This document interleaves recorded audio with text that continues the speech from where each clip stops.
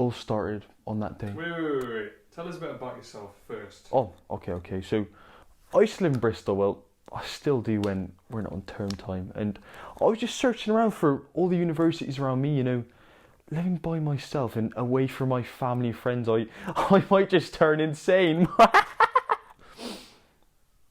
So, why have you asked me to come record you? Okay. So there I was, walking along the Sunderland beach, you know. You don't get many beaches around Bristol, and the closest one was Weston-super-Mare, and we never really drove over there. So I was just walking along the beach, taking the views, and all of a sudden, a seagull lands in front of me. This seagull wasn't like any other seagull. I just stood still, and all of a sudden, he starts walking up towards me, and I looked into his eyes, and he looked into mine, and I just felt connection, and it was from that point that I just felt that, you know, we were best friends forever. Why are you laughing at my emotions? I'm really emotional, dude. Okay. Sorry about that, everyone. So the reason why I've asked you to come along here is that I was just there, and with that seagull, I just felt that the connection was so special, and he's my best friend, and I think he's called Alan. I've decided to name him Alan, and I think me and Alan have a special bond. It's a natural phenomenon, and I just want the world to see it, see how special me and Alan are, and so everyone can appreciate the beauty of seagulls. So Alex, today's the day we find your friend Alan. How are you feeling? Well, I'm really excited, but I'm also a little bit anxious. You know, Alan's my best friend, and I don't want anyone to take him away from me. When you reached out to us to ask us to come up and record this documentary, you were really passionate about this. Why do you think introducing Alan, the seagull, is so important? He's not just a seagull. He's my Alan, my best friend seagull. As I said before, Alan is a natural phenomenon, and I need the world to see this as well. It looks like we're driving to Whitley Bay. I thought you met Alan in Sunderland. Right, yes, I did meet Alan in Sunderland. I met him on Roker Beach, as mentioned before, but what it was is I was talking to Alan. He was sitting there next to me, I was talking to him, and all of a sudden I started mentioning politics, and he flew away. To be fair, a dog did start running toward us at the time, which could have been another factor, but I'm sure when I mentioned Matt Hancock, he ran away, and for the first time, he pooed on me as well as he ran away, which he's never done before, which I think that means he doesn't like Matt Hancock very much. Anyway, I saw him sort of fly north towards this sort of place, and as he was flying away, I shouted, "Are you going to Whitley Bay?" And I heard a, "Ow, ow, ow." And when he did that, I think that means yes. Are you laughing at me again? I'm really serious about this. I'm really getting on my nerves now. Okay. University? Do you have many friends? Friends? Why would I need human friends when I've got Alan? Right. Okay.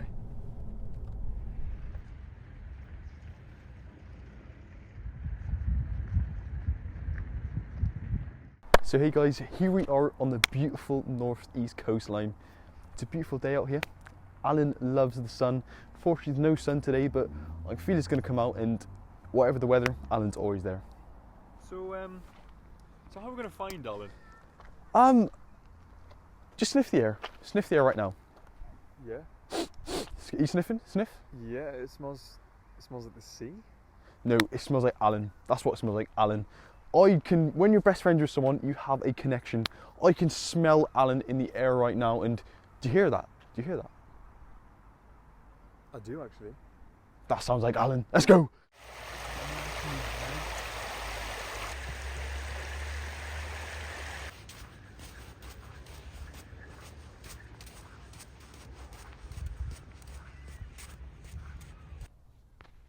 So, have you got any techniques on finding Alan?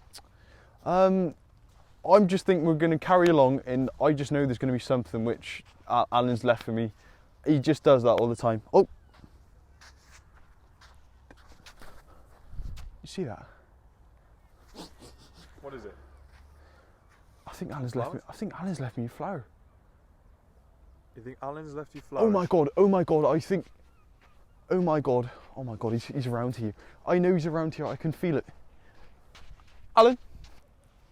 We're getting there, I know we're getting there.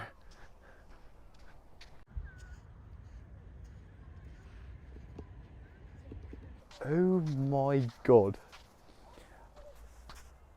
Alan's really outdone himself this time. He must have known we've got a camera crew coming. Look at that. He's left me 3 flowers this time. Do you really think they were by Alan? I think they were. Alan does this, you know. Alan's got a lot about him and he really likes me too. So I think he's been leaving these flowers just for me. Let's go get him.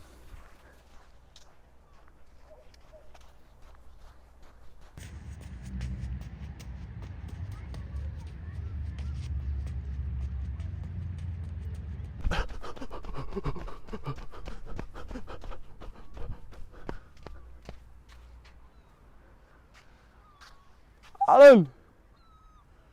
Alan! Alan, it's me! It's me, Alex! Alan! Alan! Alan! Alan! Alan! Alan! It's me, Alex.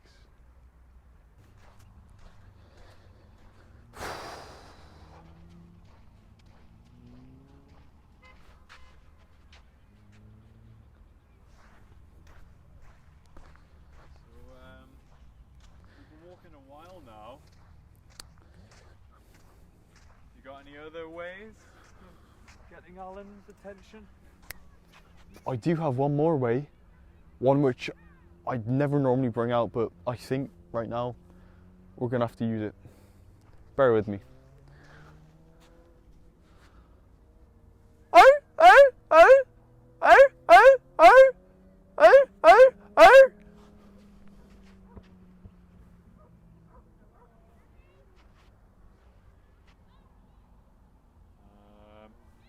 Oh my god.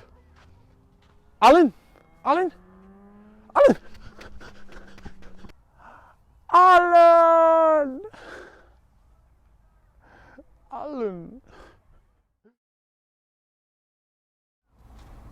We've been here for over an hour now. Do you really know what you're doing? I'm sure I can still smell him in the air, but I just can't seem to find him anywhere. And now I'm starting to get a little bit nervous because when I haven't seen Alan for a while, I do get a little bit nervous. You know, We're looking for a seagull. He's not just a seagull. I've told you this so many times. He's Alan.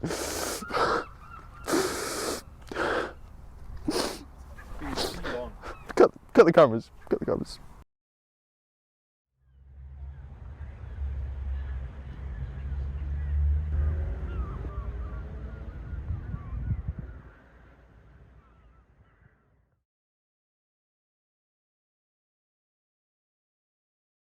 Loneliness and isolation. We all experience it. The topic of loneliness is never easy to talk about, but one that right now remains more important than ever. Nearly 1 in 4 university students report feeling lonely all or most of the time, and this makes university students amongst the most susceptible demographic to loneliness. To put this into perspective, this statistic is 4 times worse than the 1 in 20 adults who said that they were similarly lonely. Nearly all students report feeling lonely at least once during the last academic year, yet still admitting we are lonely can be the hardest part. 43% of students worry that their peers would judge them if they said that they were lonely, but it's important to remember that there are lots of people feeling the same way. It is completely normal. If you or someone you know is experiencing loneliness, the easiest thing to do is talk. Just striking up a conversation with someone can be the difference. There are also many services available to students. The UK's student mental health charity, Student Space, offers support services to students nationwide with resources available to help you deal with loneliness and worries about making friends, as well as many other well-being related issues. Sunderland University have partnered with Student Space to offer you free, 24/7, confidential, anonymous and personal support from a trained volunteer whenever you need it. You are not alone. Don't be like Alex. Speak to someone.